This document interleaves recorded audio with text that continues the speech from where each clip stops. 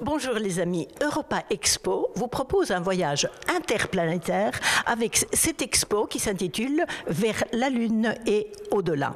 Une expo originale qui met en scène la conquête spatiale et aéronautique et tout cela en briques Lego.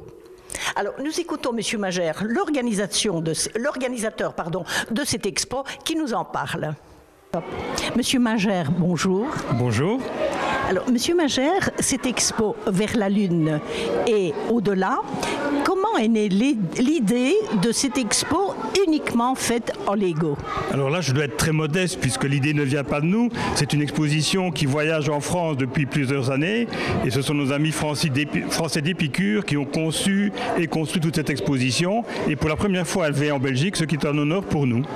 Et au niveau réalisation de cette expo, il faut faire appel à des organismes spécialisés, j'imagine.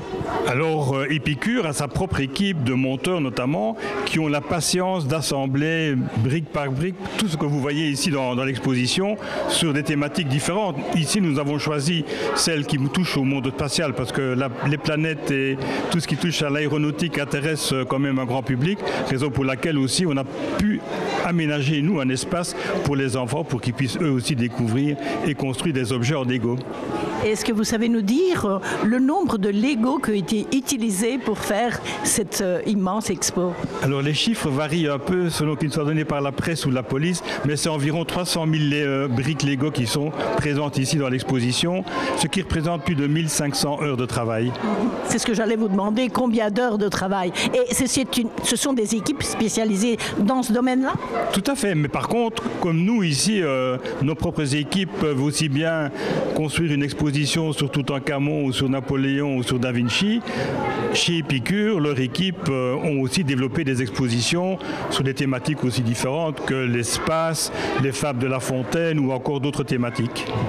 Alors, l'intérêt aussi de cette expo, c'est que vous avez laissé un espace aux enfants interactif. Ils peuvent réaliser en Lego ce qu'ils ont vu dans les vitrines. Oui, et c'est tout à fait nécessaire parce qu'on se rend compte de toute la créativité, de toute l'imagination des enfants.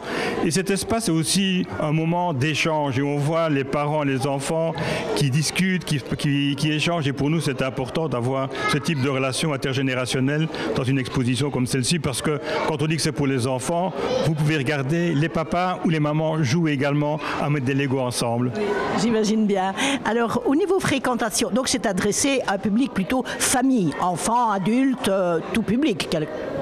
C'est effectivement un public familial, d'ailleurs, c'est la raison pour laquelle c'est ici ouvert pendant les vacances de carnaval tous les jours, mais c'est aussi destiné aux écoles parce que toute la partie exposition évoque toute la conquête spatiale, évoque le monde des planètes et donc il y a une source d'information intéressante pour les écoles et donc elles en semaine sont présentes.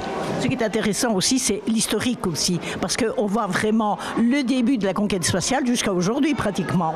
Tout à fait, il y a ce fameux discours de John Kennedy qui dit « We have a dream » et donc effectivement tout ça est montré dans l'exposition. Et quand on voit l'évolution notamment des avions, c'est quand même impressionnant. Est-ce que vous pourriez nous dire le nombre, le public? Vous en avez reçu jusqu'à présent plus ou moins un chiffre? Alors, on vient de dépasser les 20 000 visiteurs. Donc pour nous, c'est un beau succès. Et ce qui est surtout important pour nous, c'est que le public est satisfait. Et donc les équipes qui, à la sortie de l'exposition, interrogent un peu les visiteurs, ont toujours des échos qui sont globalement positifs. Et ça, c'est important pour nous. L'expo, tout doucement, arrive à sa fin, puisque c'est jusqu'au 9 mars. Que diriez-vous peut-être encore aux gens qui ne sont pas venus? L'appel que vous pouvez déjà lancer pour terminer.